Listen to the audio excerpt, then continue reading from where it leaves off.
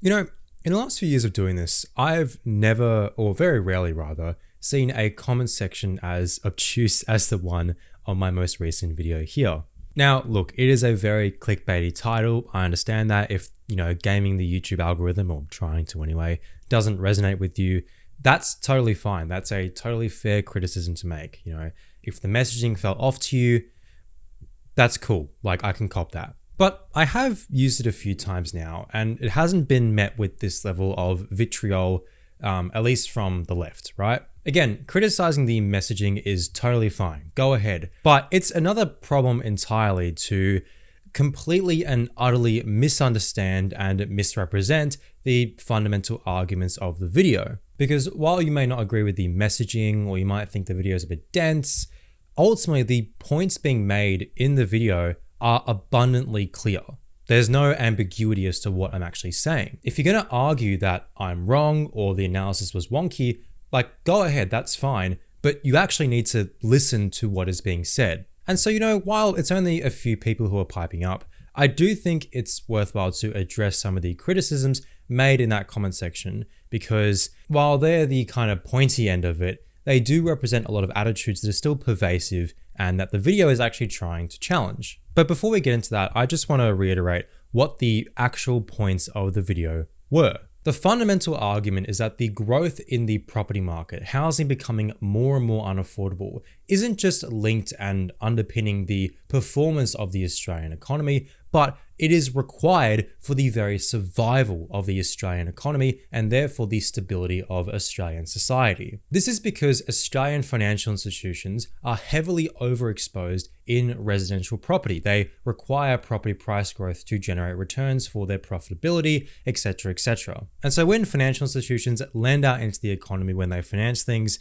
they are lending against the future expected capital gain generated through property price growth. And this isn't a small bubble of elites who are concocting a secret plan and betting the future and everything, right? There is mass participation in this market. 68% of Australians own their own home as a financial asset.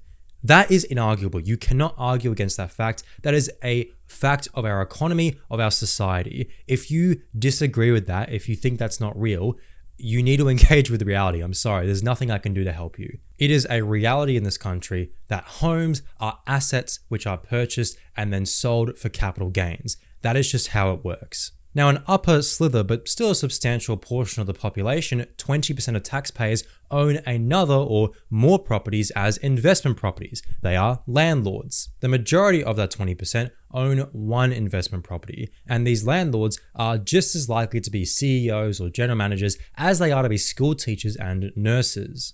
Property ownership in this country is highly diffuse. There is mass participation in this market. Now, the reason why the video in particular looks at landlords is because over the past few years, the growth in lending into residential property has been driven by these investors, whereas lending to owner-occupiers has stagnated since COVID. If you are a reformist, if you seek to govern over Australian society as it is and implement a project of reform, whether or not you're anti-capitalist or not, this is a reality you have to contend with. Many progressive left-wing parties or, factions or whatnot, they ignore this reality and they have antagonistic attitudes, language, rhetoric, policies towards these groups, which they necessarily have to franchise when they get into power.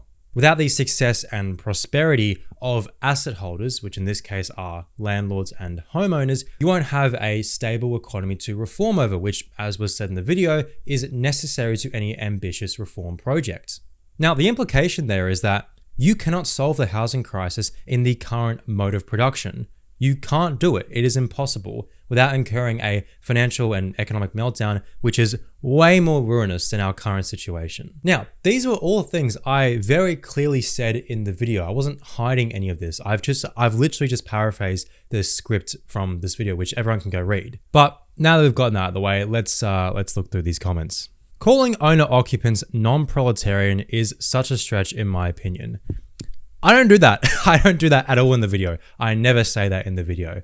In fact, as I'd say in response to that, I make fun of people who say that, we don't live under a capitalist mode of production anymore. Like, for example, Yanis Varoufakis, who says that, we don't live under a capitalist system anymore. We live in techno-feudalism. Unfortunately, many thousands of dollars and book tours have been made of misunderstanding social relations in different societies.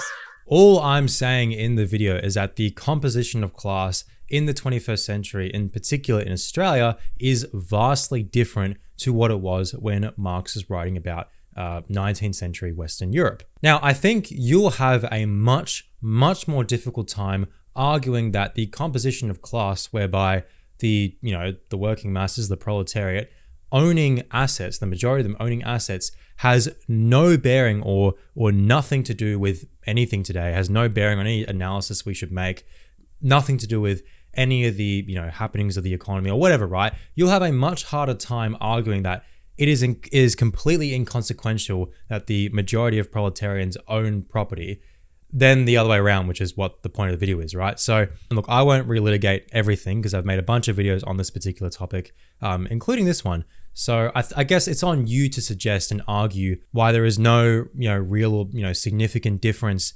in talking about a propertyless proletariat and a propertied proletariat. And so I also disagree a little bit with what the slippery lemur here is saying, in that there is no proletariat. I think that there is a proletariat, because remember, this is all relations. These are social relations. It's not like someone can simultaneously engage in the wage relation and also be a private property owner. They can be true at once. Whether or not this property proletariat has revolutionary potential might be a different question entirely, which I think is a little bit beyond the scope of this particular video. 68% of the population own their own homes as private property. No, when you own a house and use it for yourself, that's personal property. Charging rent for other people to use something you own is what marks the classification of private property in leftist theory. And as you say, that percentage is far lower, only 20%. This misclassification of which type of property people living in their own homes is kind of fundamentally breaks every point in this video. Okay. Because while the person is living in that home, their relationship to it isn't extractive. And the thing is, the extraction brought about by treating property like an investment already makes up an unhealthy percentage of working class people's incomes, be it through mortgages or rent. This economic momentum isn't free. The cost is borne by every single one of us who isn't born rich to notice. And then the latter bit there is not relevant. But hey, I'm just an actual communist. Don't let me tell you sock dems how to sock dem, I guess. I think, look, I wrote a pretty thoughtful response to this because I think it's worth engaging with some of these points. But as will become kind of clear, this person isn't operating good faith and they're a bit of a fuckwit. So I'll just read out my response, and hopefully that'll kind of make clear what they get wrong. The video is explicitly a criticism of modern social democrat thinking. The theoretical underpinnings come from, again, as made abundantly clear by a spinning Marx head next to quotes of Capital Volume 3, Karl Marx. This is something that Big Carl talks about in his third volume of Capital, highly recommend.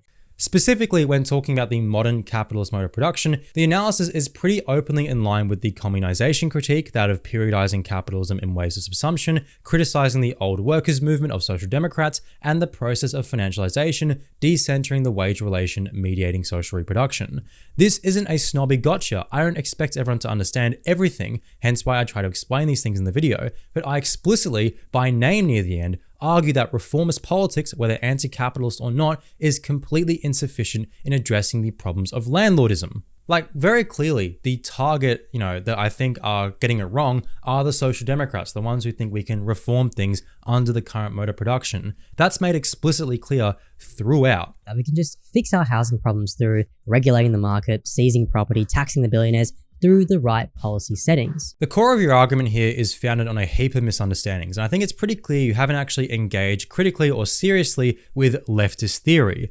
As was made clear in the video, there has been a transition from homes being the site of social reproduction to being central to capital accumulation. The line between consumption and production has blurred.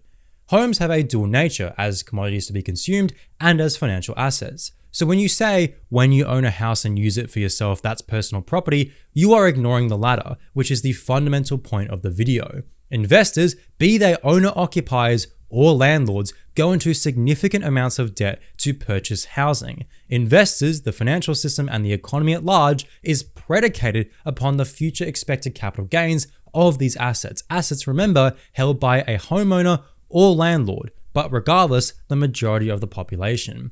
Whether or not a house is owned by an owner-occupier or an investor, financial institutions and real estate firms still speculate on its value, and banks use that perceived future capital gain to lend against. In fact, when that capital gain is realized, it isn't redeemed in favor of the bank, it's redeemed in favor of the homeowner. And this is what Marx calls fictitious capital, and he discussed it in the context of stocks and bonds, but housing today is likewise assetized in a way which it wasn't in his time. In fact, per your misunderstanding of social relations, a land speculator who land banks investment houses wouldn't be owners of private property either, as they're technically not extracting surplus value or rent, but merely relying on asset price growth. And I think that last bit's a really interesting point of comparison.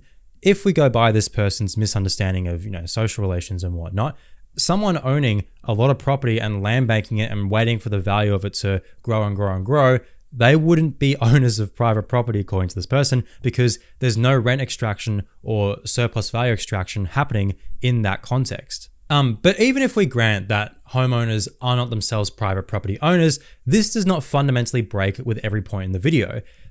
I don't actually understand how this person got through the video and thought that, oh, well, because, homeowners aren't industrial capitalists in the traditional sense, therefore that breaks every single point in the video. The fundamental crux of the video is that financial institutions and therefore modern capitalist economies are overexposed in real estate markets and therefore require substantial and perpetual price growth. The reason why capitalism needs landlords, why they're necessary, is because the economy has become insidiously arranged whereby the future projected capital gains of housing assets, spearheaded by investor demand, is required for the growth of the economy and its survival. So whether or not homeowners are private property owners or not, the point about financialization remains, and that's kind of the crux of the video. And so I thought that was quite a thoughtful response.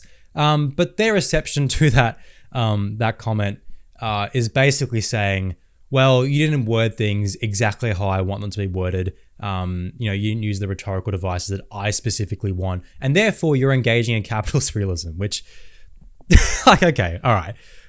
Because I didn't give a blueprint as to what ought to happen now, I guess that's capitalist realism. And it kind of lends credence to the fact that A, didn't watch the video, B, hasn't read any Marx. Most of Marx's work is about critiquing political economy. It's about looking at and analyzing what is happening in front of him.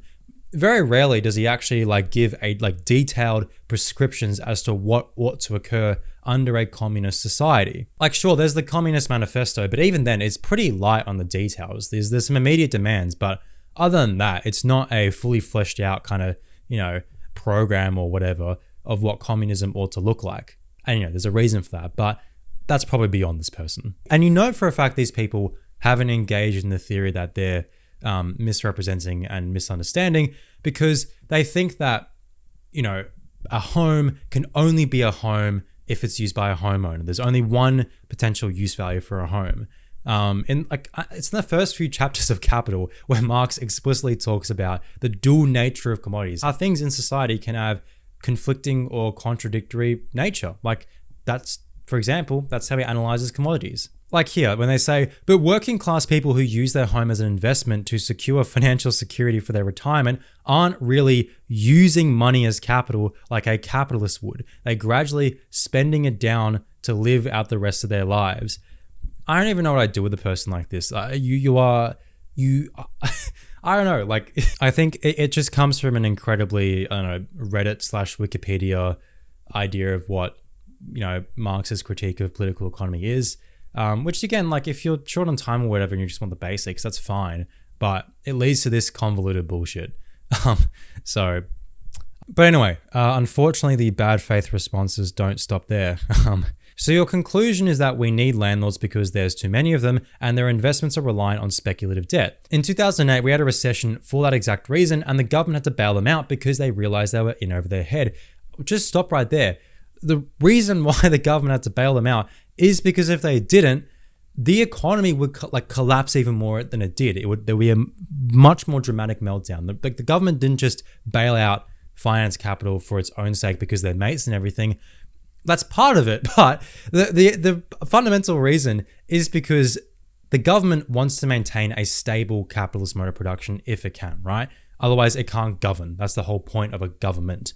And so the biggest reason why they bailed out financial institutions is to ensure that stability. Because like in Australia, though to a lesser extent, there was mass participation in the US housing market. And it wasn't actually necessarily the investors who initially failed and went over their head. It was actually banks who were lending out to incredibly low income people who wanted to, buy housing. And so they would go into incredibly risky mortgages and they would end up defaulting. And this was done on such a large scale that it ended up, causing a financial crisis. But just skimming over the rest of the comment, this is another case of just misunderstanding the point of the video. We're not saying that we need landlords just in general. Landlords are necessary to the current mode of production. But anyway, beyond terrible take, please read some non-bootlicking literature. Unfollowed. This person's a fuckwit. They're just a dumb. They're not just operating bad faith. I just don't think they've actually watched the video. And again, if you want to watch the video, that's fine. The script is in the description. You can go and read it if you want. But I'll illustrate this point by this particular bit here, where he says, where does Adu clearly define in this video that it's about reformism, despite only using the term leftist the entire way through? Here is every part of this video where I say explicitly it's about reformists, including the parts this person has said they have watched multiple times. That we can just fix our housing problems through regulating the market, seizing property, taxing the billionaires through the right policy settings. This is why the left populists, the ones who demonize an abstract, nebulous neoliberalism, actually need landlords. For their program of reform to work, they require a stable and growing economy to govern over. The political hero of many, Gough Whitlam, explains it very clearly. The program of social reform, and indeed many are nostalgic for 20th century social democracy, populists or dissidents want to admit it or not, their politics in action requires the existence of landlordism. We live in such a different time to people like Marx, Lenin, Whitlam. I don't really know what to do with a person like this. If you are saying that I didn't say something when I did very explicitly say it multiple times, you're beyond my help and my effort. So I don't know. Thanks to my burner account, regmag5458, they gave a very, very thoughtful and very insightful response to their bullshit. And I highly recommend if you're scrolling through the comment section, go read what they're saying. They're great.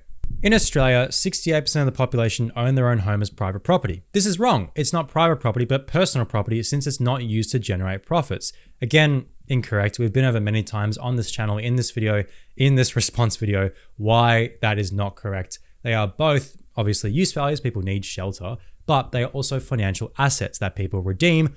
And again, this is a fact of the world that exists. I know it sounds patronizing, but at a certain point, come on, it's just the real world. There's no arguing that, housing is a financial asset. That's how it's treated in the real world. That's just how it is. I can't do anything else except say that because it's like axiomatic. There's no other way to explain this to people who don't understand this. And again, it's a few people. It's not like the vast majority of people don't understand this. The vast majority of people do understand this.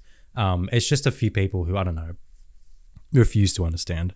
Did you just make a fucking landlords are too big to fail argument? Fuck me dead, this was a waste of time. Lol, one guy proves me right while I ignore the countless others. Again, you're not actually engaging with the video because, yes, landlords are too big to fail. That is the point of the video.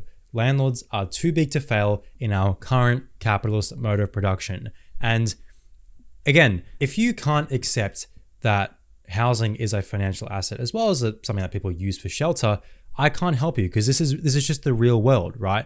It's how our financial institutions work. For example, the Reserve Bank explicitly during COVID engaged in expanding the supply of money, engaged in quantitative easing for the primary purpose of maintaining real estate values. Because they know, and this is something that more of us need to know, that under the current mode of production, if the real estate market collapsed, we would have many more problems than just housing unaffordability. Now, there's some other shitty comments, but there are some actual worthwhile ones made on the post I made about it, which I think will be much more interesting to talk about. So what's up buddies said, I feel as though your argument relied on these big statistics rather than an actual examination of economic productivity. Wealth from housing, wealth from banking, sure, but it's not real wealth, it's investor wealth, a bubble. Your argument is very similar to warnings of bubbles burstings.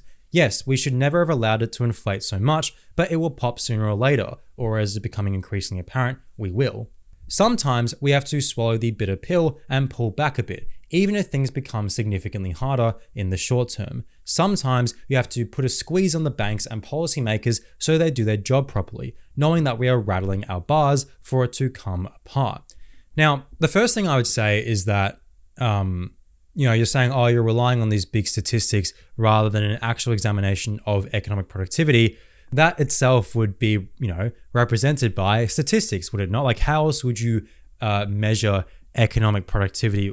And again, I don't really know what that means. How would you measure like what you think the center of the real economy is, if not through some kind of statistical analysis, right? But moving past that, you say here, it's not real wealth, it's investor wealth, it's a bubble. And I think when people say the real economy versus the fake economy or the financial economy, there's a sense when people say that there is, no or like little consequences if the financial economy, collapses, goes ruinous, whatever, to the real actual economy. Like if the bubble bursts, that doesn't actually impact people's real lives. And it's derivative from this very, again, like left populist understanding of, things like the stock market, where, we see the stock market go up and up and up, but working people's wages, conditions, etc., don't correlate with that.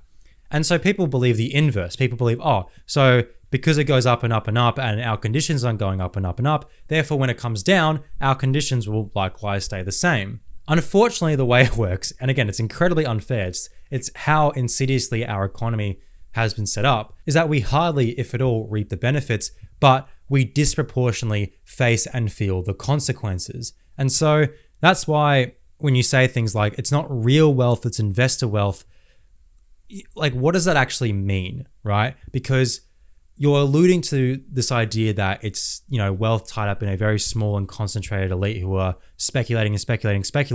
In reality, the vast majority of lending, residential lending in the economy goes to owner-occupiers. When analysis is done, projecting price growth into the future, when financial institutions, do their projections and whatnot, what they find is the biggest determinants of price growth in the future isn't housing supply, isn't zoning, isn't immigration or whatever. What they find is it's employment. And so the reason why is to, get a loan from the bank, you need to be employed. You need an income, right? The bank wants to make sure you're able to, pay back your loan with a stable and secure income. And so because the vast majority of the population are owner-occupiers, the financial side of things is intrinsically linked to the real side of things. For the financial side to succeed in this case, the real side also needs to be succeeding, and vice versa. So if there was a massive spike in unemployment, there will be a massive drop in home prices, and vice versa. In fact, that's what we saw in the global financial crisis. And so this really hard delineation between real and fake or real and financial isn't actually reflective of what's happening on the ground in the actual economy. And the reason why I say that is because of those quote unquote big statistics. I think by dismissing them away as kind of big statistics or whatever, you're not actually engaging with what those statistics mean. Like again, for the real economy to move and succeed, it's predicated upon the performance of real estate. Financial institutions lend against the value of real estate when they, lend into the real economy, right? When, businesses get loans or whatever. And so that's kind of the point being made in the video, is that it's so interchanged and so interlinked. It's not just a small speculative bubble at the top. It is something that is pervasive and has mass participation. But anyway, I hope that clears some things up. I hope I addressed some of the queries in the comments and whatnot. If there are further arguments you want to make at me, you can join my Discord and I'll have a chat. More than happy to. But yeah, thanks for putting up with this.